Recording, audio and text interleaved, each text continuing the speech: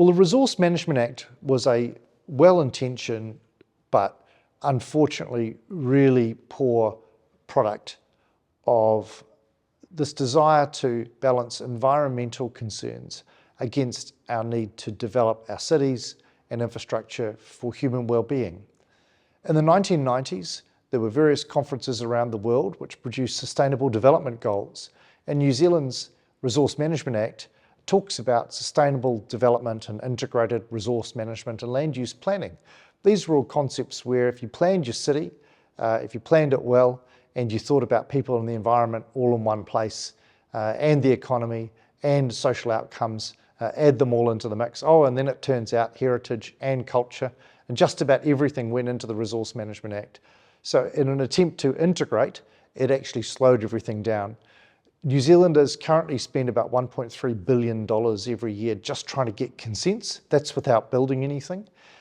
We issue around about 40 to 50,000 consents from various councils to Kiwis every year. When the Resource Management Act started, it was less than 5,000. So in just over 30 years, we've increased the number of consents that are being issued phenomenally. And we're not building any more, and we're certainly not building any more efficiently as a result.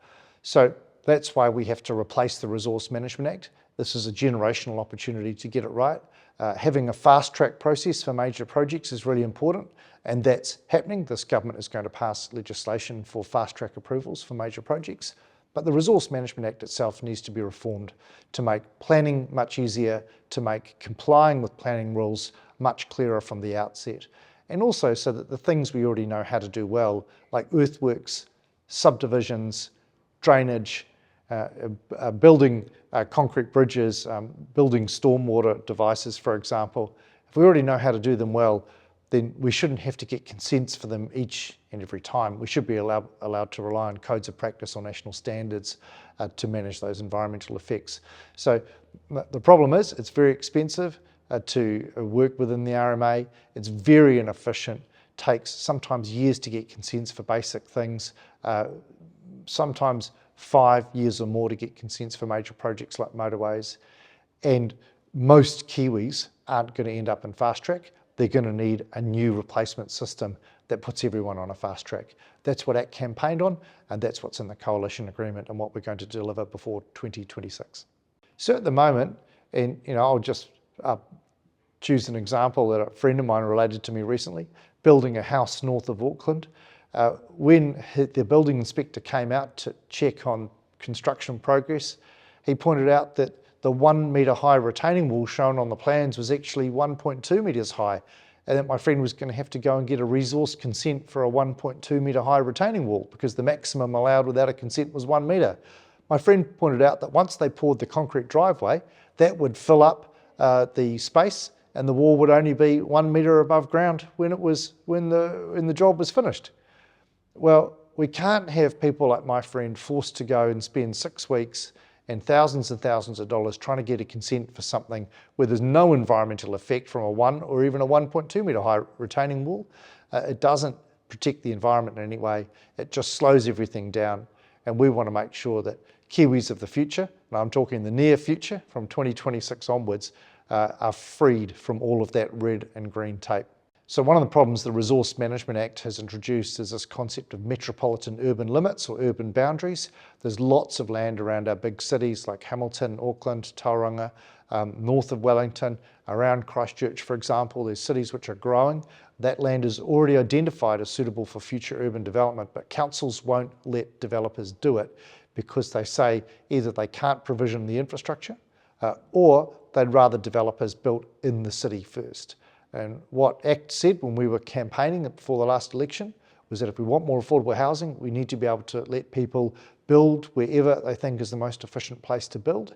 And that means particularly on land which is outside existing cities. So the Resource Management Act replacement system will allow for developer-led new communities, not just where councils say they should be built. But on the flip side, someone's going to have to pay for all that infrastructure. And that's why we have complementary policies around infrastructure funding and financing so that either developers or councils will be able to access the finance they need to put in the infrastructure.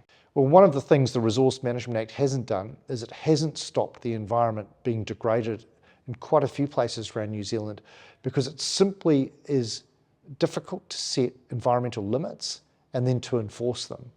So what we're proposing for the replacement system is that regional councils, local government, would set the environmental limits.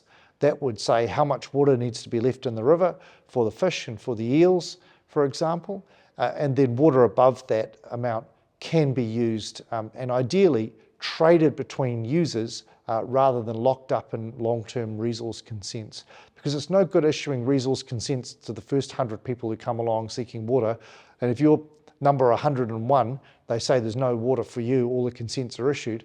Well, what we think would be ideal would be to introduce a market-based solution so that if somebody thinks they've got a better use for water than their neighbour, then they can bid into a market for that water.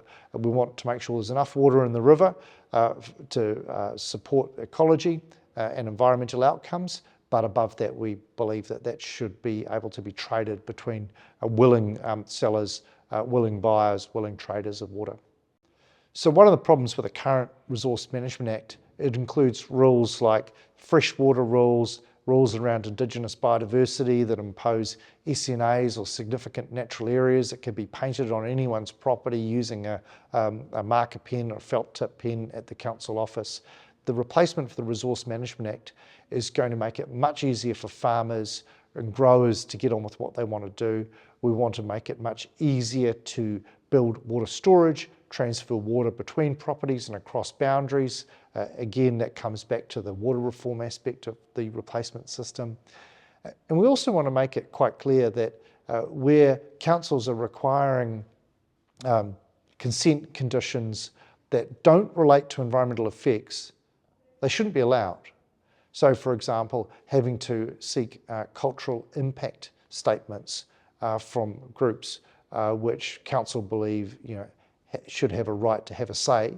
The replacement system should limit those matters simply to treaty settlements rather than imposing those conditions on farmers and growers and people who want to develop their land.